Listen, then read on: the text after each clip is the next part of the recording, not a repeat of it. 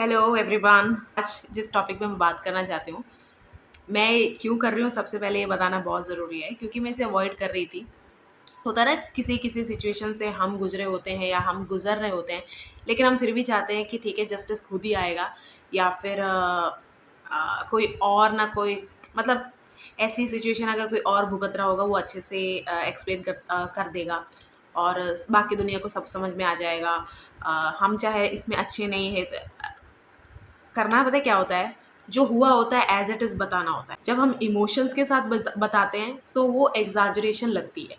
जो as it is बताना, हमें जो हुआ है उसे ही सच्चाई कहते हैं। और कई बार तो ऐसा होता है कि कुछ लोगों को लगता है कि अ, ज- इस चीज़ को मैं प्रूव नहीं कर पाऊंगी या पाऊंगा, या इसमें थोड़ी और मिर्ची मसाला डाल देते हैं ताकि सिचुएशन और खतरनाक लगे। और इसीलिए वो झूठ का उसमें जब एसेंस आ जाता है तो इस चीज़ को जस्टिस नहीं मिलता। तो इंस्टाग्राम पे कोई ऐसी वीडियो देख रही थी मैं, नाम किसी का नहीं लेते, ठीक है, सेलिब्रिटी हैं जिनकी मैं बात करने जा रही हूँ। वो कुछ ऐसा एक्सप्लेन कर रहे थे, मैंने इसलिए बोला ना ही लड़का पता चले ना लड़की, कर रहे थे, ऐसे एक्सप्लेन कर रहे थे, कुछ उन्होंने भुगता था, वो बहुत फनी मैनर में उसे एक्सप्लेन कर रहे थे। तो मैंने जस्ट एक कमेंट ड्रॉप किया था, the problem you faced in the past shouldn't be explain in a funny manner. मैंने ऐसा लिख दिया था क्योंकि और मैंने ऐसे नहीं लिखा था कि इस तरह बोल के, मैंने ऐसे बोला था कि अगर आप जब उस चीज़ को भुगत रहे थे, क्या आपको मज़ा आ रहा था? नहीं। आप बहुत कैसे वल्नरेबल स्टेट में थे, उसी ज़रूरी नहीं रो-रो के बताओ, लेकिन हाँ, जिस तरह फ़ील हुआ, जिस तरह वो हुआ है, वैसे ही बताना चाहिए। उसमें कुछ इमोशंस, क्योंकि जब कोई अपने ऊपर बीती हुई, जैसे होता है ना कि विक्टिम खुद नहीं बोल पा रहा होता, उसके 2 कारण होते हैं। एक, उसको लगता है कि मैं विक्टिम हूँ, ये पता नहीं चलेगा, इसलिए मैं ऐसे-ऐसे बता देता हूँ ताकि ना ही मेरी बेइज़्ज़ती हो, ना इस चीज़ को मुझे बार-बार कन्फ्रंट करें लोग मुझे आके। या फिर ऐसा होता है कि वो खुद ही अभी तक इतना जान नहीं पाया होता कि वो विक्टिम है कि कल्प्रिट, ठीक है? तो यहाँ से मुझे ऐसे लगा, क्योंकि देखो मैं ऐसा समझती हूँ, सेलिब्रिटीज़ जो होते हैं उनके पास एक सबसे बड़ी जो अच्छी चीज़ है वो है ऑडियंस को रीच कर सकते हैं हम, है वो लोग, है ना?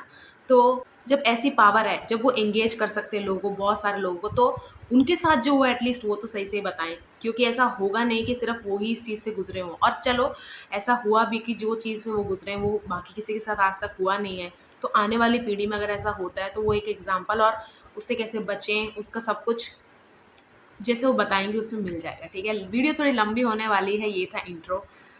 इंट्रो का टाइमिंग मैं डाल दूँगी, आप स्किप कर देना। चलो, तो लेट्स स्टार्ट। कभी बच्चों से ऐसे पूछा है या फिर आपसे किसी ने पूछा है कि आपका फ़ेवरेट कौन है, मम्मी या पापा? और आपने आंसर भी किया है।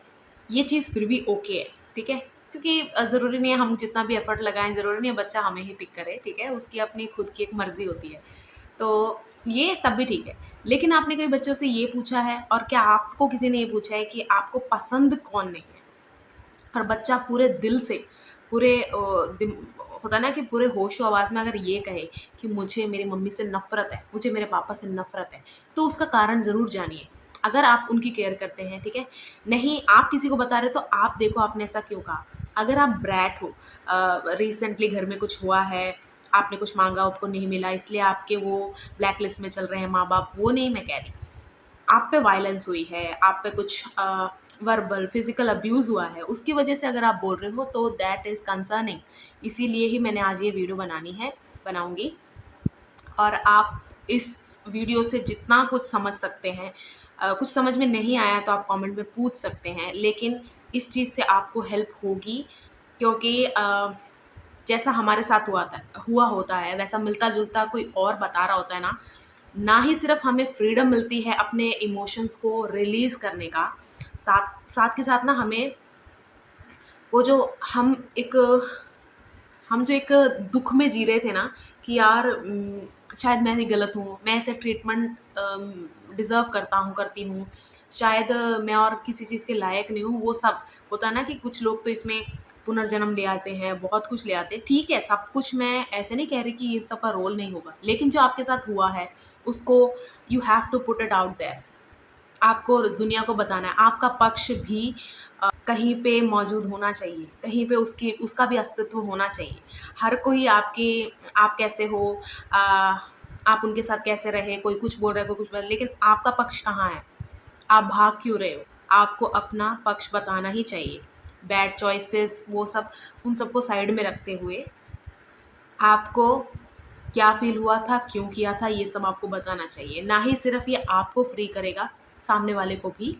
अगर आप किसी चीज़ में इन्वॉल्व हैं, उसको भी बहुत ज़्यादा हेल्प होगी, ठीक है? तो आज शुरू करते हैं। जैसे मैंने कहा कि नफ़रत क्यों है किसी एक पेरेंट से। डोमेस्टिक वायलेंस एक ऐसी चीज़ है ना, जिसके बारे में बातें तो बहुत होती हैं, बहुत एनजीओज़ होंगे, मतलब काफ़ी चीज़ें हैं, ऑलरेडी प्रेज़ेंट है। लेकिन कि मुझे ऐसा लगता है कि जब हो रहा है ना किसी के साथ या कुछ भी है, हर किसी की सेम स्टोरी है कि उसके साथ पहले हो रहा है, पहले उसको समझ नहीं आ रहा। समझ आ गया तो बता नहीं पा रहा। बता भी रहा है तो पता नहीं किसी ने उसका फ़ायदा उठा लिया, या बताने के तुरंत बाद उसको अच्छा नहीं लगा, तो वो बात ना वहीं ठप हो जा रही है। वो कभी उसका सॉल्यूशन नहीं मिल रहा। और सच कह रही हूँ, डोमेस्टिक वायलेंस में जो बच्चा पला-बड़ा होता है ना, एक तरह की उसकी ट्रेनिंग हुई होती है। जैसे होता है ना कि आर्मी ट्रेनिंग किसी ने की होगी, उसके बाद वो जब आर्मी से रिटायर होते हैं, उनके अंदर से आर्मी निकलता नहीं है। मैं आर्मी का एग्ज़ाम्पल दे रही हूँ, इसका मतलब ये नहीं मैं डोमेस्टिक वायलेंस से उसको कंपेयर कर रही हूँ, जस्ट मैंने बताने के लिए बोला है। तो कोई भी ट्रेनिंग ले लीजिए, ठीक है? आपको जो आपने प्रैक्टिस किया है ना बहुत साल, आपके ऊपर प्रैक्टिस हुआ है, उसको आपके अंदर से निकालना बहुत मुश्किल हो जाता है। बहुत लोग पूछते हैं कि ये सब तो बता देना चाहिए, पुलिस को खबर कर दिए थे। देखो, कई बार ये सब उन लोगों से आ रही होती हैं जो लिटरली आपका जीने का सोर्स हैं। सिर्फ़ फाइनेंशियल और इमोशनल सपोर्ट की मैं बात नहीं कर रही यहाँ पर। आपके जीने का सोर्स ही हुआ है कि आपके मम्मी-पापा, ये सिर्फ़ इसीलिए नहीं है कि आपके आधार कार्ड में उनका नाम लिखा जाएगा, आपके एडमिशन्स के दौरान उनकी ज़रूरत है। नहीं, ये आपका आधार है। आप इनको छोड़ के कहाँ जियोगे? और जब माँ-बाप ही से आप दूर भागने लगोगे, इतने बड़े रोल मॉडल्स ही आपके करप्ट हो चुके हैं ना, आप किसी पे ट्रस्ट नहीं कर पाते हो। तो डोमेस्टिक वायलेंस में पला-बड़ा बच्चा ना कैसे, क्यों, क्या होता है, ये मैं आज पूरी तरह मैंने बैठ कर लिखा है इसको, क्योंकि ये जब चीज़ बताते हैं ना, तो सॉरी मैं स्माइल कर रही हूँ, मैं इसलिए कर रही हूँ क्योंकि मैं चाहे इसको पीपीटी या फिर किसी भी तरह एक्सप्लेन करूँ, आपको बस सुनना है। आपको याद कुछ नहीं रखना इसमें या फिर कुछ नहीं, आपको बस सुनना है दिल से कि मैं क्या कह रही हूँ। लिखा हुआ है मैंने, तो मैं पढ़ लेती हूँ, ठीक है? ठीक है, तो मेरा मानना है, दोनों पेरेंट में से कोई एक गलत नहीं होता, दोनों गलत होते हैं। एक ज़्यादा गलत हो सकता है, लेकिन गलत दोनों ही होते हैं। जैसे कि अगर एक पेरेंट बच्चों के साथ बहुत बुरा-भला कर रहा है, तो सेकंड भी वो होने दे रहा है, या फिर वो ये कह रहा है कि मेरे पास और कहीं जाने का रास्ता नहीं है, कुछ भी है, तो चलो ठीक है, एक उम्र तक ये सहने दो। उसके बाद जब ये बड़े हो जाएँगे, अपने आप इनको समझ में आ जाएगी और ये सब अपने आप रुक जाएगा। तो सेकंड पेरेंट भी मेरे हिसाब से गलत है, लेकिन आप ऐसा नहीं मानते हो। देखो, अब मैं ये फिर से कह रही हूँ, जिस पे हो रहा है ना अत्याचार, वायलेंस जिस पे हो रही है, अगर पति-पत्नी की बात करें, अगर पति पे हो रही है और मैं अगर कहूँ कि नहीं मेरे पापा भी गलत हैं, उन्होंने ये सहा क्यों? तो आप उस चीज़ को नेगेटिव में लेने की बजाय इस तरह समझो, बच्चों के लिए वो गलत है। चाहे जब उन दोनों के डायनामिक्स में देखोगे तो पत्नी गलत है जिसने पति को प्रताड़ित किया, है ना? लेकिन बच्चों पे उसका क्या असर पड़ रहा है, इसमें दोनों पेरेंट्स का अ, स हाथ होता है। तो मैं ऐसा समझती हूँ। अब ऐसे बच्चे ना 2 टाइप का मेंटालिटी में सी सॉ खेलते रहते हैं। एक शेल्टर फाइंडिंग, एक होता है टारगेट फाइंडिंग। अब मैंने ऐसे 2 क्यों कहा? ज़रूरी नहीं है कि डोमेस्टिक वायलेंस का कोई इंसान आपके साथ रिलेशन में है, फ्रेंड है आपका, आपका कलीग है, कोई भी है, इन नीड है। देखो, उसके साथ जो हुआ है उसके ज़िम्मेदार आप नहीं हो। तो उसका ठेका भी मत लो। होता है ना, चलो मैं अपनी एग्ज़ाम्पल दूँ, अगर मेरे साथ हुआ है ना, तो मैं आपको आके यूज़ करूँ या कुछ, आप ऐसे मत सोचना कि चल यार इसके साथ तो बचपन में बहुत बुरा होता रहा या एक लाइफ़ में बहुत बुरा होता रहा है, मैं इसकी हेल्प कर देता हूँ, मैं ऐसे नहीं। इसे मैं कहती हूँ टारगेट फाइंडिंग, क्योंकि ऐसे बच्चे कैटेगरीज़ हम बनाएँगे, सॉरी हम नहीं, मैंने बनाई हुई है तो मैं बताऊँगी। लेकिन ज़रूरी नहीं है आप इनको कंसोल करो, चलो इनके सपोर्ट करो, कुछ भी है। 80% इनको ही काम करने दो। आप बस सपोर्ट की तरह खड़े रहो अगर आप इस चीज़ में उनकी हेल्प करना चाहते हो। लेकिन इनको भी अपना यूज़ मत करने देना, क्योंकि ये मैं क्यों बता रही हूँ, फिर से वो पेरेंट्स वाली बात पे ही चलते हैं। मम्मी या पापा, इन दोनों में से जो जिसके ऊपर अत्याचार कर रहा है प्लस बच्चों के ऊपर कर रहा है, वो दोनों पेरेंट्स से सीखेगा, ठीक है? यानी कि अगर वो अपने जिस पे समझ लो एग्ज़ाम्पल पापा के ऊपर गलत हो रहा है, तो वो देखेगा कि कैसे किसी पे डिपेंडेंट होना होता है, ठीक है? अब किस-किस फैक्टर में ये जो डोमेस्टिक वायलेंस है, कितनी हद तक और किस-किस फैक्टर में रोल निभाता है? 3 चीज़ों में, तीनों चीज़ों में, हेल्थ में, लव लाइफ में और करियर में। मैंने फ्रेंडशिप, कनेक्शंस वो सब अलग क्यों रखे हैं बाद में बताऊँगी। ये तीनों मेजर हैं और इन तीनों चीज़ों में ही डोमेस्टिक वायलेंस का जो इम्पैक्ट है, बच्चों का बाहर निकल के आता है। सबसे पहले हम हेल्थ में लेते हैं। इनके फूड हैबिट्स देखना आप, या तो तामसिक होंगे या रजसिक होंगे। रजसिक मतलब चटपटा, ऐसा बहुत अच्छा खुश रहने की चीज़। रजसिक या तामसिक मैं क्यों बोल रही हूँ?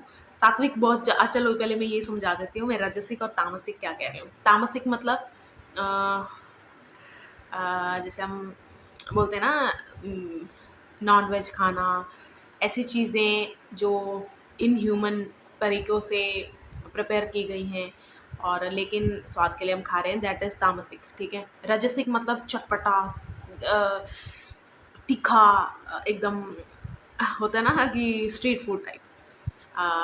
ये दोनों ना इनके एस्केप, क्योंकि बच्चा जो इसमें पला-बड़ा है, वो पिटने के बाद कहीं तो एस्केप लेता होगा ना, तो उसके फूड हैबिट्स ऐसे होंगे। अब फिर से मैं कह रही हूँ, अ, हर कोई जो ये स्ट्रीट फूड खा रहा है उसको आप डोमेस्टिक वायलेंस से वो मत कर देना। मैं इसकी बात हेल्थ चॉइसेस पे मैं बता रही हूँ। उसको कभी ये नहीं लगेगा कि मुझे सही होना है, उसको ये लगेगा कि मुझे इससे छुटकारा पाना है। और सही होना और छुटकारा पाने में क्या डिफ़रेंस है अगर आप मुझसे पूछोगे? सही करना है ना, तो उसको सबसे बड़े फ़ियर से लड़ना है, उस इंसान को रोकना है। लेकिन जब छुटकारा पाना है ना, तो कहीं भाग जाना है। तो उसके हेल्थ चॉइसेस भी फूड के मामले में बहुत बेकार होंगे। इन दोनों में से एक होंगे। सात्विक नहीं करेंगे, क्योंकि सात्विक में एक अलग तरह की शांति होती है, एक अलग तरह का एक ट्रांसफ़ॉर्मेशन है वो फूड, वो तरीका फूड प्रिपेयर करने का भी और खाने का भी। तो वो जब वो फूड आप कंज़्यूम करने लगोगे ना, आपको अच्छे से दिखेगा क्या गलत है मेरी लाइफ़ में, क्या अलाइनमेंट में नहीं है। और आप अगर इस टाइम उससे अगर आप तैयार नहीं हो उस एनवायरनमेंट से निकलने के, तो आप कभी भी सात्विक फूड भी पचा नहीं सकते, आपको और भूख अजीब-सी भूख लगती रहेगी, ठीक है? फिर कुछ इनमें से ड्रग्स में अल्कोहल, मतलब किसी भी तरह का इंटॉक्सिकेशन भी इनको एस्केप का ही याद दिलाता है, इसमें भी पड़ जाते हैं कि चलो इससे मुझे जो मेरे साथ हुआ है वो सब मैं भूलूँगा या भूलूँगी। पड़े रहना, सोना जाके जब भी टाइम मिले, कहीं बाहर जाके बैठे रहना, एक्सरसाइज़ वग़ैरह ये सब इतना ज़्यादा नहीं प्रेफ़रेंस में होता। लेकिन एक्सरसाइज़ भी अच्छा है, ऐसे नहीं है लोग करते नहीं हैं, लेकिन इनके ज़्यादातर हेल्थ चॉइसेस बहुत बुरे होंगे। अगर ये एक्सरसाइज़ भी करते हैं ना, तो एक्सट्रीम लेवल पे करेंगे। अगर आप 2 घंटा करते हो, 4 घंटा करेंगे। ऐसे ही मतलब कि इनको हमेशा एक डर लगा रहता है कि मुझे अपनी जल्दी से जल्दी अच्छे से बॉडी बनाना है, या तो मुझे फ़ील ना हो, या तो मुझे जब मार पड़े तो मुझे ज़्यादा लगे ना, या फिर मैं अपने लिए खड़ा हो सकूँ, है ना? तो इनके हेल्थ चॉइसेस इतनी जल्दी सही नहीं होते, अगर ये उस चीज़ को हील किए बिना ये सब कर रहे हैं, ठीक है? ये जो मैं एक्सप्लेन कर रही हूँ ना, ये मैं उनके लिए कर रही हूँ, ये तब वो कर रहे हैं, जब उन्होंने अपनी इस चीज़ को अभी तक एड्रेस नहीं किया है, एक्सेप्ट नहीं किया है और यहाँ से अभी हील नहीं हुए हैं। अब लव लाइफ़ में 2 ही सेंटेंस में बात ख़त्म कर दूँगी, या तो ये खुद डिपेंडेंट हो जाने के लिए तैयार रहते हैं, या फिर कोई और जो भी इनका पार्टनर है, उनको डिपेंडेंट होने देते हैं अपने मतलब जब तक ये बर्नआउट नहीं होते ना, तब तक डिपेंडेंट रखते हैं अपने आप पे, क्योंकि इनको एक खुशी महसूस होती है कि चलो घर से बाहर, क्योंकि हर चीज़ इनके एस्केप से ही जुड़ी हुई है। तो इनको ऐसा लगता है कि घर से बाहर मुझे कोई मिल गया है, अब इसको डिसअपॉइंट नहीं करूँगा करूँगी, मैं इसको हमेशा मतलब एक्ट ऑफ सर्विस होती है ना, वही करते रहेंगे, या तो खुद ही डिपेंडेंट हो जाएँगे कि हाँ, मुझे फाइनली घर से बाहर एक अच्छी चीज़ मिली है, इसको मैं पूरी तरह एग्ज़ॉस्ट कर लूँ। ऐसा कर देते हैं और उनको जाने-अनजाने में भी करते हैं या जानबूझ के भी करते हैं कि एक ही चीज़ अच्छी है मेरे लिए, अब इसके पीछे पड़ना, ऑब्सेस हो जाना, स्टॉक करना, ये सब। ये सब करते हैं ऐसा लोग, क्योंकि ना समझ लो आप 8-9 दिन से भूखे हो, सिर्फ़ पानी में जी रहे हो या थोड़ा-सा खाने में जी रहे हो, अचानक आपके आगे दावत आ गई, कैसे टूट पड़ोगे आप खाने के ऊपर? वैसा एक अंदर से एक चीज़ हो जाती है। और ना ये हेल्थ में, करियर में, लव लाइफ़ में ना इनकी एक चीज़ कॉमन होगी, या तो ये एक्सट्रीम सेफ साइड पे चलेंगे, एक्सट्रीमली सेफ साइड पे चलेंगे, या फिर ना बहुत ही रिस्की थे। मतलब आप ऐसे सोचोगे ये इसने इसको क्यों चुना? आप ऐसे लोगों के दोनों चीज़ में आप सोच सकते हो कि इसने इसी को क्यों चुना? या तो वो उसका कम्फ़र्ट है, या तो वो उसका एडवेंचर है। एक्सट्रीम पे ही ये लोग चॉइसेस इनके ऐसे हो जाते हैं। कहीं मैंने नहीं देखा, जब तक ये स्टेबल नहीं होते मेंटली, हर चीज़ को हील नहीं कर लेते, तब तक इनकी चॉइसेस ऐसी ही रहती हैं। मैंने ये चीज़ हमेशा नोट की है कि कुछ ही दिनों में पैशन और प्यार के चलते घर से भाग जाना, या फिर अगर सेफ साइड में रखा जाए तो ये कुछ ऐसे इंसान को चुनते हैं जिसमें एक बहुत ज़्यादा बड़ी कमी हो, लेकिन बाकी सब ठीक हो। मतलब एक होता है ना, हम सबका एक सेफ साइड और रिस्की साइड होता है, तो मैंने इन दोनों को हमेशा इसी में चलते देखा है, इन्हीं 2 चीज़ों में। अब ना करियर की बात अगर करें हम, करियर में ना बहुत ही या तो ये लेट समझते हैं कि इनको करना क्या है, क्योंकि हर चीज़ इनकी फिर होता है ना कि वो डोमेस्टिक वायलेंस जिसने भी इनके ऊपर की है वो देख रहा है साइड से, या फिर इनको लगता है कि अरे यार वो हमेशा ऑब्जर्व कर रहे हैं कि हाँ जी, कोई इंक्रीमेंट हुआ आपके, कुछ भी प्रोग्रेस हुई आपकी, वो हमेशा एक दिमाग में चलता रहता है। तो उस वजह से ना या तो ये अपना पैशन पता ही बहुत लेट करते हैं, या फिर इन 4 चीज़ों की वजह से ना ये अपने करियर में लैग कर रहे होते हैं। सबसे पहले सबसे पहले लुकिंग फॉर वैलिडेशन, क्योंकि हमेशा इन्होंने एक लाइफ ऐसे गुजारी है जहाँ पर इनको वैलिडेट कोई और कर रहा है। तो जब ये कोई भी चीज़ करना शुरू कर रहे हैं, जॉब पे कहीं पे हैं, इनको हमेशा एक होता है मेंटोर, वो एक अलग बात है, गुरु उनकी बात नहीं कर रही, वैलिडेट करना कि मैं साँस सही ले रहा हूँ ना, मैं चल सही रहा हूँ ना, इस तरह टाइप का। इतनी एंग्ज़ायटी इतना होता है, वैलिडेशन इनको हर चीज़ में चाहिए होता है। जैसे कि मेरे पास ये इतने पैसे हैं, तो मैं जो पसंद है वही कर रही हूँ, फ़ॉलो कर रही हूँ, लेकिन मैं सही तो कर रही हूँ ना? इस टाइप का वैलिडेशन इनको चाहिए होता है। मतलब करियर में क्यों लैग कर रहे हैं, इन 4 रीज़न्स की मैं बात कर रही हूँ। फर्स्ट ये हो गया, सेकंड हो गया हाइडिंग। हाइडिंग का मतलब इनका रियल पोटेंशियल ये हाइड करके रखते हैं, क्योंकि इनको लगता है या तो ये क्रिंजी है, या तो ये जैसे ऐसा टैलेंट है जो किसी और के पास नहीं है, लेकिन आपके पास है, तो इसको एक्सेप्टेंस नहीं मिलेगी, इसलिए हाइड भी हो के या रखते हैं अपने टैलेंट को। मैं फंबल कर रही हूँ क्योंकि मेरे नीचे मैंने लिखा हुआ है, और मुझे ऐसा नहीं था कि रट्टू तोते की तरह मैंने याद किया, ऐसे बोल रही हूँ, ठीक है? इसलिए मैं थोड़ा-सा फंबल कर रही हूँ, सॉरी। और अगर आपको फ़ैन की आवाज़ आ रही है उसके लिए भी सॉरी। केरला में ठंड नहीं आई है अभी, थोड़ी गर्मी है, क्योंकि बारिश आने से पहले एक गर्मी होती है ना, वैसा चल रहा है, ठीक है? हाँ, तो थर्ड है इम्प्रेसिंग। इम्प्रेस करने के चक्कर में भी ये अपने करियर में लैग कर जाते हैं। अब देखो इम्प्रेस आपको चाहिए क्या? समझ लो इनका थोड़ा बहुत जो भी करियर में करना चाहते हैं उसमें थोड़ा-सा प्रोग्रेस दिखी, उसमें एक अच्छा फीडबैक इनको मिल गया। पैसे के तौर पे ले लो, ऑडियंस के तौर पे ले लो, मतलब इनको कुछ ना कुछ आउटपुट मिल रहा है, ठीक है? अब ये क्या करेंगे, उसको मेंटेन करने के चक्कर में, उसको मेंटेन रखने के चक्कर में, जैसे होता है ना कि इंस्टाग्राम पे बहुत टाइम से मैंने पोस्ट नहीं किया, अरे मेरे फॉलोवर ना कम हो जाए, अरे मेरे व्यूज़ ना कम हो जाए, अरे प्रेशर बन रहा है, जो होता है ना कि डैशबोर्ड पे लिखा आता है कितने लोगों ने, वो कम होता रहता है, तो उसका प्रेशर, उस तो इम्प्रेस करने के चक्कर में जो चीज़ लोगों को पसंद आई है, वही बार-बार सर्व करते रहना। इम्प्रेस करना, मतलब हर फ़ील्ड में अगर आपकी ग्रोथ नहीं हो रही है, एक ही जगह आप स्टक हो, तो बहुत अजीब लग जाता होता है ना कि बचपन में भी मुहावरा बोलते थे कि मुहावरा या ऐसे ही बोलते नहीं कि पानी खड़ा रहता है तो बाँस आती है, तो बदबू आती है, लेकिन बहता पानी ज़्यादा अच्छा होता है ना? तो प्रोग्रेस होती रहनी चाहिए। आप कोई भी फ़ील्ड आपने चुना है, उसमें आपकी अगर ग्रोथ नहीं हो रही है, आप स्टक हो, तो इवेंचुअली अ, या तो आप उसे हमेशा के लिए छोड़ दोगे, या एक होता है ना कि बहुत सैडनेस आपके अंदर आ सकती है। चलो ऑफ टॉपिक नहीं जाते, ठीक है? इम्प्रेस करने के चक्कर में रहते हैं कि कि जब तक मैं इम्प्रेस करके नहीं रखूँगा या रखूँगी, तो मेरा सब कुछ तबाह हो जाएगा और मैंने बहुत मुश्किल से बिल्ड किया है। रिस्क वो कहा ना, या तो सेफ साइड में रहेंगी या रिस्क टेकिंग। तो ये इस चीज़ में वो इम्प्रेस ही करते रह जाते हैं। अपनी ही राइटिंग नहीं समझ में आ रही, मैंने डॉक्टर राइटिंग में लिख दिया है यहाँ पर। मुझे लगा चलो हिंट ही लिखते हैं, मतलब मैं ऐसे लिख देती हूँ कि बोलना तो मैंने है इन सब बातों पे, मैं कीवर्ड जैसे लिख देती हूँ और मुझे अपनी ही राइटिंग समझ में नहीं आ रही। दिल, अच्छा मुझे समझ नहीं आ रहा है, चलो ठीक है। ओके, सक्सेस मिल चुकी है। दिल जीतने के लिए ये लोग एक्सट्रीम एफर्ट करते हैं, इसलिए भी करियर में ये मात खाते हैं। देखो, आप अपना बेस्ट फुट फॉरवर्ड भी रखोगे, बेस्ट चीज़ भी फॉरवर्ड रखोगे, उसमें किसी ना किसी को प्रॉब्लम होगी ही होगी, क्योंकि उसका बेस्ट का डेफिनेशन कुछ और होगा। तो आपको क्या करना है, आपने जो पिछला काम किया है उससे ये बेस्ट होना चाहिए या फिर बेटर होना चाहिए, या थोड़ा सा भी बेटरमेंट उसमें होना चाहिए, ठीक है। तो दिल जीतने के लिए ना, अब ये मत बोलना कि ये इम्प्रेस और दिल जीत ये वाले ऑप्शन में क्या फ़र्क है।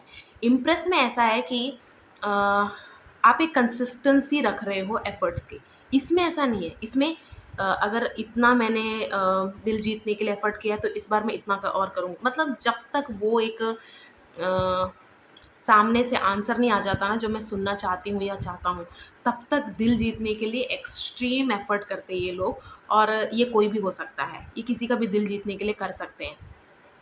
तो इसलिए भी ये करियर में पीछे रह जाते हैं, क्योंकि जब तक आप फ्री नहीं होगे ना, जो पाथ आपने चुन लिया है या कुछ भी है, जब आपको शांति नहीं मिलेगी, और जब आपको शांति नहीं मिलेगी ना, आपको क्लियर पाथ नहीं नज़र आएगा कि मुझे आगे करना क्या है यार। तो आप हमेशा दूसरों से पूछ के या कुछ भी, हमेशा और दलदल में फँसते ही जाओगे। तो इन 4 रीज़नों से भी करियर में मात खा सकते हैं ऐसे लोग। मुझे लगा मैंने रिकॉर्ड का बटन नहीं दबाया। ठीक है।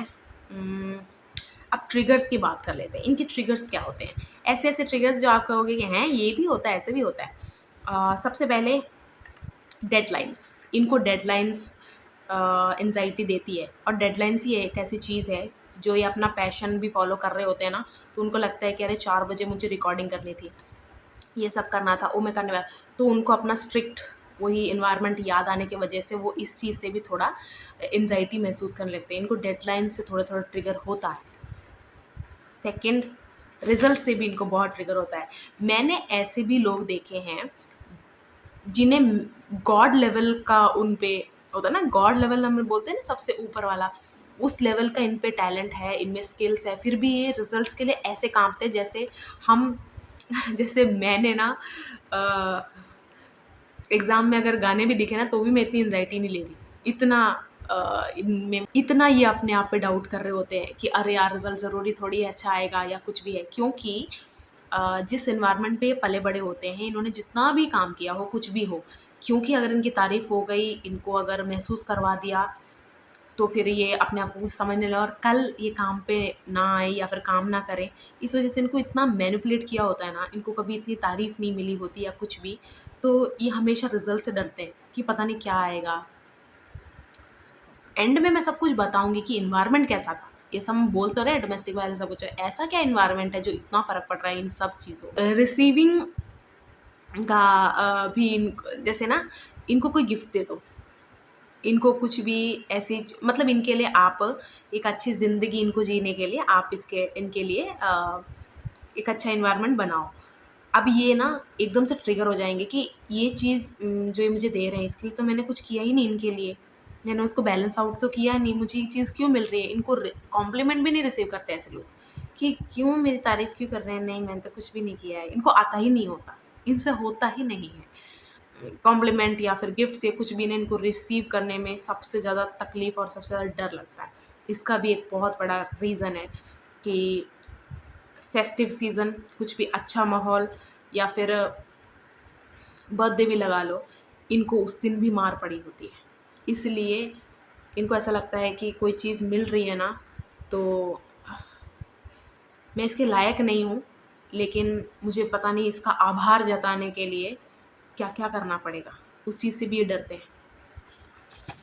हम बहुत लाइटली बात कर रहे हैं इतनी बड़ी बात पे। वैसे मैं लाइटली नहीं कह रही हूँ, मैं जितना हो सके सिंपल वे में आपको बता रही हूँ, ताकि ना आप पूरा स्पेक्ट्रम समझ सकें, एक होता है ना डेप्थ इसकी समझ सकें।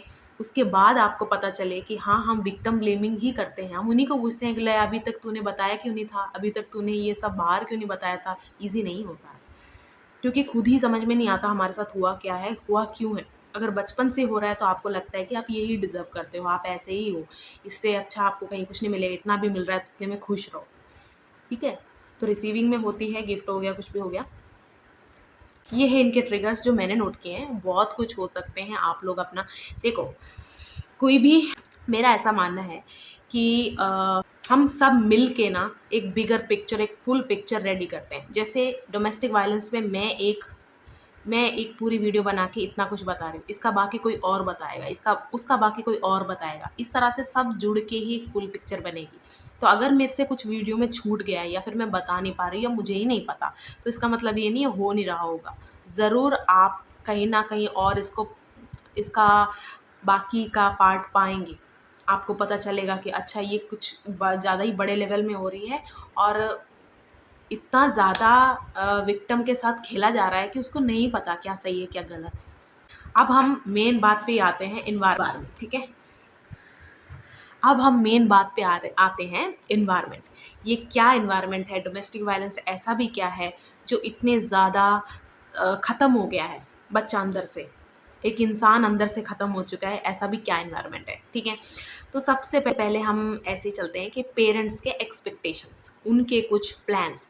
अब जो डोमेस्टिक वायलेंस करते हैं ना, इनका भी अगर आप पास्ट, मतलब उन पेरेंट्स का पास्ट देखोगे ना, उनके साथ भी सेम हो रहा होता है, वो जनरेशन से चला आ रहा है किसी किसी के, और वो पास ऑन करते हैं अपने बच्चे पे। अब इनके कुछ एक्सपेक्टेशंस होते हैं। अब जैसे कि पेरेंट्स की कुछ एक्सपेक्टेशंस है कि मेरा बच्चा पढ़ाई में अच्छा होना चाहिए, मेरा बच्चा स्पोर्ट्स में अच्छा होना चाहिए, एक्स्ट्रा करिकुलर हर चीज़ में best, best of the best होना चाहिए, ठीक है? ये होते हैं, हम यहीं से स्टार्ट करते हैं एक्सपेक्टेशन से। अब जब हम कुछ एक्सपेक्ट करते हैं ना, तो उसके लिए ट्रेनिंग भी हम परफेक्शन का रूट अपना के करते हैं। अब बच्चे को पढ़ना शुरू होती है यहाँ से, कि तूने ये क्यों नहीं किया, तू ये नहीं बन पाएगा। हर चीज़ उसी से जोड़ दी जाती है कि एक अच्छा, जैसे समझ लो मैं वो पेरेंट हूँ जो डोमेस्टिक वायलेंस करता है अपने बच्चों के साथ, पति के साथ, पत्नी के साथ, वो मैं हूँ समझ लो। और मेरी एक्सपेक्टेशन है मेरे बच्चे बड़े होकर इंजीनियर, डॉक्टर छोड़ देते हैं, क्योंकि हमारा जनरेशन भरा पड़ा है, पेंटर बने, कुछ अलग चलते हैं, पेंटर बने। और मैं उसे बचपन से पेंटर बनने का ही ट्रेनिंग दे रही हूँ। अब बच्चे को समझ नहीं आ रहा कि, या फिर वो अलाइनमेंट पे नहीं है, उसको नहीं बनना है ये, लेकिन मैं बनाने की कोशिश कर रही हूँ। तो अगर वो कलर नहीं पहचान पा रहा है, मैं क्या बोलूँगी, तू एक अच्छा पेंटर कहीं बन ही नहीं सकता, क्योंकि इस तरह चलेगा तो। और ऊपर से उसको मैं मार भी रही हूँ, एग्जाम्पल दिया मैंने, ठीक है? तो फर्स्ट एक्सपेक्टेशंस की वजह से बच्चा पिट रहा होता है। सेकंड, अपनी ही छवि जब बच्चे में देखता है ना इंसान, वो डर जाता है कि ओके, ये मुझ पे ही पलट के अटैक करेगी, या ये कल को रिबेलियस हो सकता है, बन सकता है। तो ऐसे पेरेंट क्या करते हैं, वो इतना ज़्यादा मन में डर बैठा देते हैं कि ये कभी मुझसे बदला ले ही ना पाए, कभी भी नहीं। अ, ये फिर उसको, बच्चे को मार पड़ती है, हर बात पे मार। जैसे होता है ना कि मार इतना खाते-खाते कभी आप आँखें दिखा देते हैं, या आप कभी रोकने की कोशिश करते हैं, तो पेरेंट्स और मतलब ऐसे पेरेंट्स और भी ज़्यादा वायलेंट हो जाते हैं कि तेरी हिम्मत कैसे हुई? तेरी हिम्मत कैसे हुई? मुझको आँखें दिखाने की, या मुझसे रिबेलियस नेचर अपनाने की, तब भी बच्चों को पिटती है। अब कोई थर्ड हो गया, जब कोई खुशी का मौका आता है, तो ज़ाहिर से तो बड़ी नॉर्मल बात है, बच्चे एक्सपेक्ट करेंगे कि गिफ्ट या कुछ हो, क्योंकि सबके घर में हो रहा था। उस दिन भी इनको मार पड़ती है। क्यों? क्योंकि ये बेयर मिनिमम माँगे कि चल अगर घर में शांति है, यही गिफ्ट है, यही त्योहार है। दिवाली में पटाखे नहीं, होली में रंग नहीं, मतलब जो भी त्योहार है उसमें कुछ भी नहीं। जैसे दूसरों घर में हो रहा है वैसा कुछ भी नहीं। बस हमारे घर में शांति है, वही बहुत बड़ी बात है। बेसिक जो नीड है ना, वो भी फुलफ़िल नहीं हो तो हम खुश रहें। यानी कि बाहर जाने के कपड़े कम हैं, या फिर है ही नहीं। उसमें भी मेरे को खुश रहना है अगर मेरे पेरेंट्स ऐसे कर रहे हैं, एग्ज़ाम्पल के लिए, ठीक है? और कुछ फैंसी कोई टॉय है, एक्सपेंसिव छोड़ो, मीडियोकर भी लेवल का, तो भी मैं ना माँगूँ। मतलब बेसिक नीड एक बच्चे की क्या हो सकती है, वो सब भी वो ना माँगे, बेयर मिनिमम हो जाए। उसको बचपन से मैच्योर करना है, इसलिए उसको फिर से मार पड़ती है। ये तीनों चीज़ें मैंने बता दी कि मार पड़ क्यों रही है। आप कहोगे ये कोई मार पड़ने की या फिर कुछ होते ही नहीं है। और मार जब मैं बोल रही हूँ ना, आप उसको एक थप्पड़, एक डंडा मत कंसीडर करो। कोई भी चीज़ से मार पड़ सकती है, चाहे वो चाकू ही क्यों ना हो। बच्चा डरता है पापा लग जाएगी, मम्मी लग जाएगी, लेकिन जो मार रहा है उसको कोई फ़र्क नहीं पड़ रहा होता कि हाँ लग जाए तो लग जाएगी, तू यही डिज़र्व करता है, ये पनिशमेंट है तेरी। और सबसे ज़्यादा जो बुरी बात है ना, ऐसे बच्चे, अगर हम 2 एग्ज़ाम्पल लें, डोमेस्टिक वायलेंस में पहले 2 बच्चे, एक जो माँ-बाप को सहता है, एक जो माँ-बाप को समझता है। जो सहता है, उसके चांसेस है कि ये माँ-बाप जैसा बन सकता है। जो समझता है, उसके भी चांसेस हैं, लेकिन वो अपने उस चांसेस को अंदर से ख़त्म कर रहा होता है। ये जो पनिशमेंट मैंने वाली बात करी ना, जो सहता है ना अपने माँ-बाप को, वो ऐसा सोचता है कि लाइफ़ है ही ऐसी कि कभी जो गलती हो रही है मैंने देख लिया, तो उसकी पनिशमेंट देने का अथॉरिटी मैं अपने ऊपर लूँगा क्योंकि मैंने यही देखा है। जो समझ रहा होता है इन सब कुछ चीज़ें, वो ना साइकोलॉजिकल गेम में वो बहुत शार्प हो जाता है कि उसको पता चला। जब आप अपने एनिमी को ही समझ गए, मैं एनिमी क्यों बोल रही हूँ, जो आपके अंदर के इंसान को ही मारने की कोशिश करे, वो आपका एनिमी है। कोई भी हो, आपके रिश्ते में पड़ता हो, आपका दोस्त हो, आपका लवर हो, कुछ भी हो, जो आपके अंदर के इंसानियत को ही मारने की कोशिश कर रहा है ना, वो आपका दुश्मन है। जैसे होता है ना कि बचपन में बच्चों के सामने गालियाँ मत दो, ये ऑब्ज़र्व कर लेगा, कंज़्यूम कर लेगा। बच्चों के सामने ड्रग, नशा, इन सब की बातें मत करो, इनको ये सब मत खाने दो, या फिर वैसे ही वायलेंस भी होता है। जिस चीज़ में आप पले-बड़े हो, आप कंज़्यूम भी करते हो, वो आप आगे पास ऑन भी करते हो, ठीक है? तो एनवायरनमेंट आप समझ गए कि हर बात पे बस मार ही पड़े जा रही है। हर बात पे एक डर लगा रहता है। इवन ये बच्चे जब बड़े भी हो गए ना, अ, तो भी जैसे अब ये फिज़िकली बहुत स्ट्रॉन्ग है, जो पेरेंट था वायलेंट, अब उस नहीं कर पा रहा है। वो अब ये फ्री नहीं है, वो उस बच्चे को मारने के लिए। तब भी जैसे वो बच्चे का जैसे अगर वो गाना भी सुनता है ना घर में, तो उसको ऐसा लगता है कि अरे मैं वॉल्यूम थोड़ी कम रखती हूँ। नीचे क्या हो रहा है घर में, या फिर घर में क्या हो रहा है, दूसरे रूम में क्या हो रहा है, मुझे सुनता ही रहना चाहिए। क्योंकि हमेशा माइंड में एक डर लगा रहता है कि घर में लड़ाई हो जाएगी, घर में लड़ाई हो जाएगी, घर में लड़ाई हो जाएगी, ऐसा ही रहता है। ओके, ये हो गया, सब कुछ हो गया। अब आप सोचो, ऐसे बच्चे का ऐसा बच्चा जाता है बाहर की दुनिया से डील करने के लिए।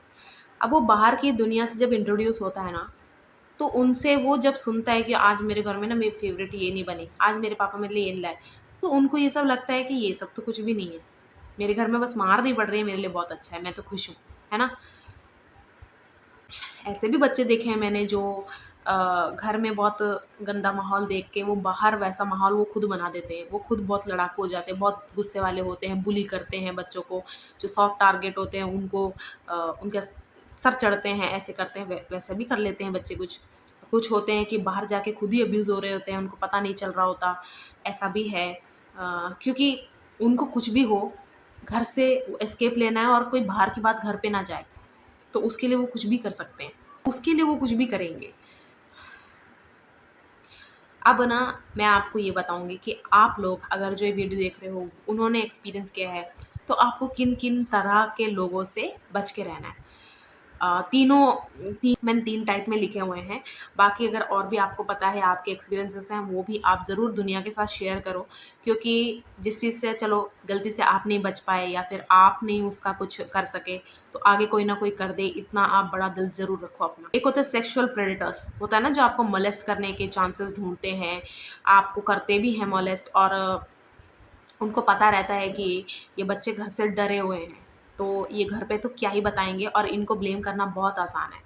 अ, मतलब होता है ना कि ऐसे प्रेडेटर्स ना अच्छे से ऑब्ज़र्व करते हैं आपको कि आप कितने आप इतने कितने केपेबल हो अपने लिए खड़े होने के लिए। अगर नहीं भी खड़े हो पा रहे हो तो आप घर जाके बताने में, ठीक है। सेक्सुअल प्रेडेटर से आपको अगर पता चल गया आप कुछ नहीं कर सकते, आपसे बहुत शक्तिशाली है, तो आपको उनको अवॉइड ही करना है, या तो इन्फॉर्म करना है उनके बारे में। कहीं भी स्कूल में हो रहा है तो स्कूल के किसी हेड को बता दो, घर में किसी एक पेरेंट को बता दो, या इस वायलेंट वाले को ही बता दो, कोई बात नहीं। बस उससे दूर रहना है, क्योंकि काफ़ी टाइम नहीं बताते, क्योंकि ऐसा भी होता है कि वो जब कोई चीज़ बता रहे हैं उनको उल्टी मार पड़ जाती है। तो ये भी मैं समझती हूँ, लेकिन किसी ना किसी बड़े को ज़रूर बताओ, उसको ठीक कर देगा वो।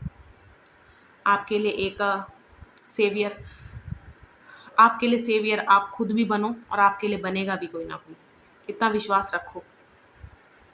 सेकंड है मनी हंगर वाले लोग, क्योंकि ना जो घर से ऐसे परेशान है या कुछ भी है, अगर उनका कुछ खुद का चलने लग गया या फिर खुद अपना करने लग गए, तो उनके दोस्त भी बनते हैं, सब कुछ है। तो ऐसे लोग ना दान धर्म मदद करने में बहुत ज़्यादा बिलीव रखते हैं।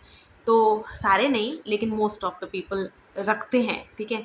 तो जब वो ये सब कर रहे होते हैं, तो ऐसे कुछ लोग इन पे नज़र बनाए होते हैं, आपका पैसा लूटते हैं वो। और अगर अभी नहीं लूटा, थोड़ा बहुत ही खाया है, लेकिन फ्यूचर में आपका खाएंगे, क्योंकि उनको पता रहता है कि ये क्या ही कर लेगा, ये किसको जाके बताएगा और क्यों बताएगा। और अगर जाके बताएगा भी तो इसी पे ब्लेम आएगा कि तू तो बेवकूफ़ है, तू अपने पैसे उस पे उड़ाता ही क्यों था, दिए ही क्यों उसको। तो मनी हंगर जिनको है, उन लोगों से भी आप दूर रहो। थर्ड, ऐसे लोगों से दूर रहो जो आपको या तो कंधा बना रहे हैं, या आपको शील्ड की तरह यूज़ कर रहे हैं। मैं बताती हूँ मैंने इसका क्या मतलब हुआ। आपके कभी ऐसा हुआ है, चलो एग्ज़ाम्पल देते हैं, ठीक है। आपकी किसी से दोस्ती हुई, उस इंसान को बाहर जाना है, लेकिन वो बाहर नहीं जाने देते उसके पेरेंट्स। लेकिन उसके पेरेंट्स के सामने आपकी इज़्ज़त, आपकी छवि है बहुत अच्छी, तो वो आपको शील्ड बना के घर से निकलने की करें। ये सब तो बचपन में हमने किया ना, आपको याद है ना? अगर आपको वो शील्ड बना रहा है, तो ये याद रखना कि वो कभी कहीं बैठा होगा या होगी, और आप उसके साथ होगे भी नहीं, लेकिन वो घर पे क्या बोलेगा, मैं इसके साथ हूँ या उसके साथ हूँ। उसके पेरेंट्स के सामने किसका ख़त्म हुआ? सब कुछ आपका ख़त्म होगा। और वो इंसान चुपचाप से निकल जाएगा कि मैं तो इसके साथ था, ये हमेशा आता है, ये मुझे बुलाता है, इसको बाहर जाना होता है। तो ऐसे लोगों से बच के है, आपको कंधा बनाने वाले। देखो, डोमेस्टिक वायलेंस में पले बड़े बच्चे, इनका या तो इमोश इनका ईक्यू, इमोशनल इंटेलिजेंस बहुत ज़्यादा होता है, या तो ये बिल्कुल ही कम। ऐसा कम वाले तो मैंने कम ही देखे हैं, लेकिन ज़्यादा वाले ही ज़्यादा देखे हैं। यानी कि ये दूसरों का दुःख बहुत जल्दी पहचानते हैं, ऑब्ज़र्व करते हैं, बहुत जल्दी उन्हें एक शेल्टर प्रोवाइड करने में अच्छे होते हैं, ठीक है। तो आपको आराम से कोई भी कंधा बना सकता है। यानी कि आप चलो एग्ज़ाम्पल इसका भी लेते हैं। आप इस इंसान के कुछ भी नहीं हो, लवर नहीं हो या कुछ भी नहीं हो, कुछ टाइम के लिए आप इसका अ, फ्रेंड नहीं हो या कुछ भी नहीं हो, कुछ टाइम के लिए जब तक उसका वो मेन इंसान नहीं आता, आप उसके बेस्ट फ्रेंड, आप उसका सब कुछ वो आपको एक तरह से उसकी जगह देने की कोशिश करता है, दिखाता है, लेकिन होता नहीं है, बस आप उसके कंधे होते हो। तो आपको कंधा भी बनाएँगे ऐसे लोगों से, यानी कि जो आपको कंधा बनाते हैं फालतू का, या फिर शील्ड की तरह। देखो, जब मैं ये सब बोल रही हूँ, उनको मत कर देना जिनके साथ सच में बुरा हो रहा है, और आप कहोगे मैं उसका कंधा नहीं बनना चाहता। आपको पता चल जाएगा, सिम्पटम्स आप देख लेंगे। जो कंधा बनाते हैं ना और शील्ड बनाते हैं, ऐसे लोग क्या करेंगे, जब आप किसी चीज़ के लिए बैश हो रहे हो, या फिर आप किसी चीज़ के लिए आपको सुनाया जा रहा है जिसमें आपकी गलती नहीं, इस इंसान की गलती है, वो चुप रहेगा। ऐसा इंसान आपका दोस्त भी नहीं हो सकता, आपका कुछ भी नहीं हो सकता, आपका वेल विशर कैसे हो सकता है? जब वो चुप है, जब उसको पता है कि ये अच्छे से मैंने किया है, वो आपको अकेले में आके सॉरी सॉरी कर रहा है। नहीं, दोस्ती वो होती है, मार भी साथ में खाएँगे, और मस्ती भी साथ में करेंगे, ठीक है? प्यार भी ऐसा होता है, देखो प्यार तो एक बहुत बड़ी चीज़ है।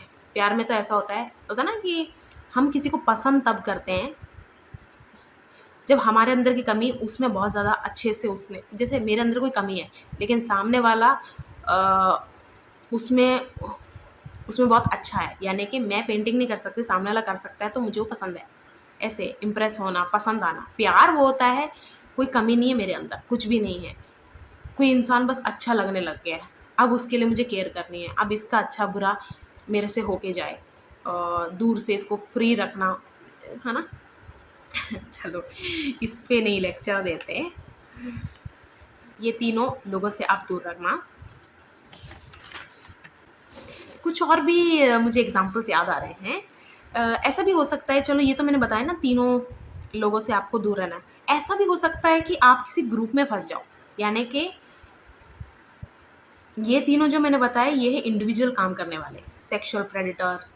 चलो ये भी ग्रुप में भी काम कर रहे हो सकते हैं, लेकिन ये अकेले, ज़्यादातर अकेले ही रहते हैं, क्योंकि इनको अपनी गंदगी या फिर कुछ भी है ना लोगों के सामने लाना नहीं होता। तो वो अचानक अकेले काम करने में ज़्यादा वो होते हैं। मनी हंगर वाले भी कई लोग मैंने ऐसे देखे हैं कि जो दूसरों का लूट के कहीं और जाके ऐसे दिखाते हैं उनके पास बहुत पैसा है, उनके पास ऐसे है, सब कुछ है, ठीक है। लेकिन पैसा कहाँ से आया है ये जब कोई पूछता है ना, फिर उनके पास आंसर्स झूठे ही आंसर होते हैं।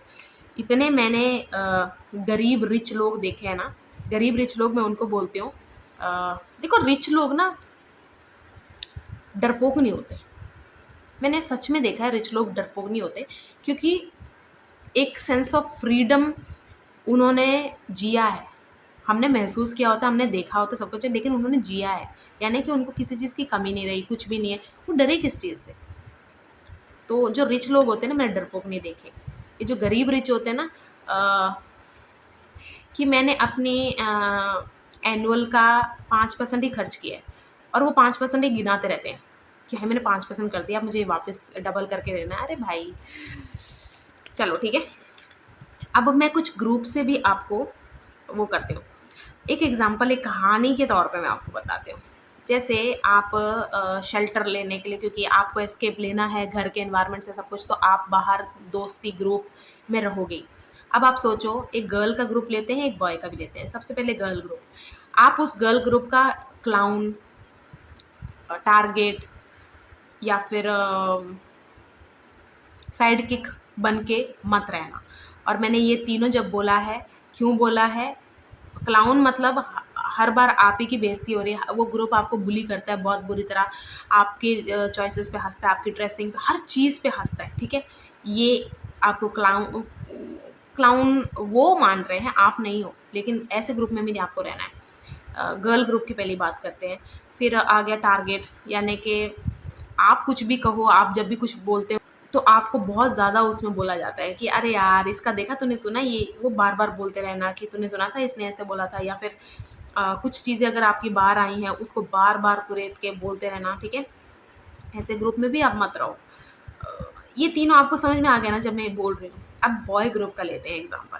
आपने बॉय ग्रुप का शेल्टर लिया, आप लड़की हो, ये स्टोरी ऐसे सुनाती हूँ मैं। आप लड़की हो, अब इस ग्रुप का हमेशा होता है ना कि लीडर तो नहीं कह सकते, लेकिन हर ग्रुप का एक मेन इंसान तो होता ही है जिसने ग्रुप को बांध के रखा होता है। इस इंसान को आप आ जाते हो पसंद, ठीक है, और ये हिंट ड्रॉप करना सब कुछ, लेकिन आप इंटरेस्टेड नहीं हो, आप सिर्फ उस फ्रेंडशिप या फिर ग्रुप की तरह ही देख रहे हो। तो अगर आपने उसको रिजेक्ट कर दिया, तो ये इंसान आपको, होता ना कि इसको तो मैं जोक बना के रख दूंगा, या फिर अपने उस ग्रुप में सबसे जो वो समझता है सबसे लो है या कुछ, उससे आपका नाम जोड़ के, मतलब आपको एक तरह का महसूस करवाना सबकॉन्शियसली कि अगर तूने मुझे रिजेक्ट किया ना तो तू कुछ नहीं है, अगर मैंने तुझे चुना है तो बहुत बड़ी बात है। ये भी आपके घर के एनवायरनमेंट को ही ट्रिगर करेगा। होता है ना कि जो मार रहा होता है ना उसको पता रहता है, जैसे आपके घर में जो भी पेरेंट आपको मार रहा है उसको पता है कि अगर ये बातें बाहर गई ना बहुत बेइज्जती होगी, तो वो पूरा कोशिश करता है कि अगर आप जाके बाहर बताओ ना, आपकी बातों पे कोई भरोसा ना करे, यानी कि आपके बारे में सब गलत बातें बात पहली बताई होती है, चाहे आपने की है नहीं की है। जो एब्यूज़र होता है ना, वो सबसे पहले हर जगह जाके कहानियाँ बताता है, क्योंकि जो रिसीविंग एंड में होता है ना, सबसे पहले तो उसको समझ ही नहीं आया होता उसके साथ हुआ क्या, फिर सारी कहानी समझ में आती है, फिर जाके कुछ होता है ना। तो जिसने किया होता है ना गलत, वो पहले ही जाके शोर मचा देता है, सब जाके हर जगह अच्छा दिख जाता है कि चलो सारे के सारे ना सही पर 80% लोग मेरे साथ खड़े रहे, क्योंकि जो चोरी करता है, जो झूठ बोलता है, जो गलत करता है, उसके दिल में हमेशा डर वास करता है कि यार मैं कभी ना कभी तो पकड़ा जाऊंगा। तो ये 2 ग्रुप मैंने बताया आपके, इनसे ऐसी चीज़ों पे दूर दूर रहना आप लोग, ठीक है? आप लड़का हो, लड़की हो, जो भी हो, अदर्स हो। तो मैं आपको ये से सब चीज़ें मैं अपने दिल की बात इसलिए रख रही हूँ कि आप जिस चीज़ से गुज़र रहे हो, वो एक मज़ाक नहीं है। आपके इमोशंस इनवैलिड अगर कोई कर रहा है, तो वो इनवैलिड नहीं है। अ, आपके साथ जो गलत हुआ है, उसका जस्टिस आपको मिलना ही चाहिए। और जो मैं बता रही हूँ, जो मैं शेयर कर रही हूँ, ये सब चीज़ें हो रही हैं, होती थी या हुई हैं, ठीक है? अब लास्ट जो बात मुझे करनी है, हाय मेरी पेट दुख गई बोलते बोलते गला भी थक गया मेरा। चलो ठीक है, लास्ट बात जो मुझे करनी है, ऐसे एनवायरनमेंट में ना 3 तरह के बच्चे निकल के आते हैं। एक रिबेलियस, जिसको समझ में आ जाता है यार, या फिर समझ में नहीं भी आया तो उसको पता होता है कि मुझे इस एनवायरनमेंट में नहीं रहना।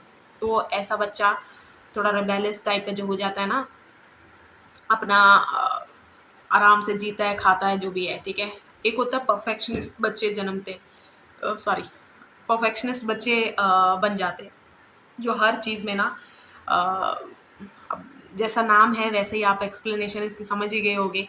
हर चीज़ उसको अच्छे से करनी है, बिना गलती के करनी है। और दोस्त भी इसके ज़्यादा नहीं होते। अ, हर जगह पे इसने कैटेगरी बनाई होती है, ये मेरे एक्वेंटेंस है, ये मेरे दोस्त हैं, ये मेरे इतने, मतलब अपनी लाइफ में ना जगह डेजिग्नेशन की तरह जगह बनाई होती है कि बस इतनी ही चीज़ में ज़रूरत है, इतनी ही चीज़ मैं टॉलरेट कर पाऊँगी, कर पाऊँगा। और थर्ड तरह के बच्चे होते हैं साइको। होता है ना कि वायलेंस का उनके दिमाग पे, उनके अंदर ऐसा असर पड़ा होता है और उन्होंने उसके लिए कोई काम भी नहीं करा होता, या फिर कहीं जाके हील होने का सोचा भी नहीं होता। सोचा भी होता, ज़्यादा उन्होंने एफर्ट नहीं मारे होते। ऐसे लोग साइको जाते हैं ना। हम कितने सारे डॉक्यूमेंट्रीज़ देखते हैं, उन लोगों ने ऐसा क्यों किया। हम सोचो, आप जब भी मैं कोई किलर या फिर ऐसा कुछ पहले मैंने देखा या बीच-बीच में देखती रहती हूँ ना, या फिर कोई केस आ जाता है उसका मैं पूरा स्टोरी देखती हूँ, मुझे ऐसा लगता है कि इनकी साइकी इतनी बुरी हुई क्यों? ये क्वेश्चन बाद में ही पूछना चाहिए। पहले उसको पनिशमेंट जो भी उसका बनता है, उसने जो भी गलत काम किया है, उसका सही सज़ा उसको मिलने के बाद उसको समझना भी ज़रूरी है कि ये बंदा ऐसा या लड़की ऐसी क्यों बनी, और अगर कोई इसी रास्ते पे है तो उसको पहचानना है। आगे के लिए बहुत अच्छा होता है उसको समझना है, या कुछ भी है। ज़रूरी नहीं है। तो ठीक है, अब चलो इतना हो गया, ये सब बता दिया, इससे निकलें कैसे? सबसे अच्छी जो चीज़ है ना आपके अंदर के चीज़ों को जो हील करती है मेरे हिसाब से, वो क्रिएटिविटी होती है। अगर नहीं भी आता डांस, आप किया करो। अपना फ़ेवरेट म्यूज़िक लगाओ, डांस किया करो, गाना गाया करो। चाहे जो आपकी सिचुएशन को बेस्ट एक्सप्लेन कर सके वही गाना चाहे गाओ, ऊँचा-ऊँचा गाओ। स्पीक, आप जब बातें करोगे ना, रिलीज़ कर रहे हो अंदर से। और और भी बहुत सारी चीज़ें हैं।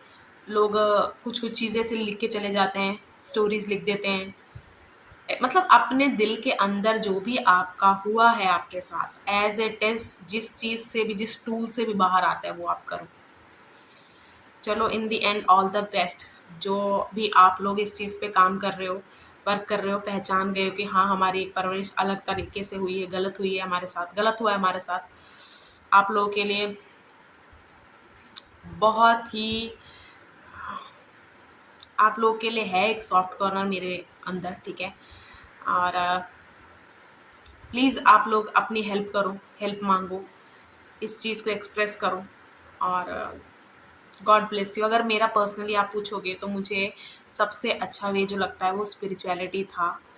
और मुझे स्पिरिचुअलिटी की वजह से ही अपने बारे में ज़्यादा अच्छे से, और अपनी सिचुएशंस के बारे में ज़्यादा अच्छे से पता चला। Good night everyone, bye bye. और भी है, जब मैं यहाँ वीडियो नहीं डाल रही होती तो मैं इंस्टाग्राम पे डाल रही होती हूँ। तो ये है मेरी आईडी। Bye bye.